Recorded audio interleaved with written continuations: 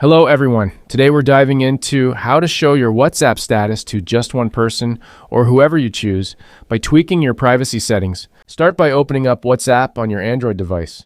Once you're in, look towards the upper right corner of your screen and you'll spot the three dots icon. Give that a tap and it'll open up a menu where you'll find settings. Go ahead and tap on privacy. It's like entering a secret room where you control who sees what. In the privacy settings, look for status, tap on that.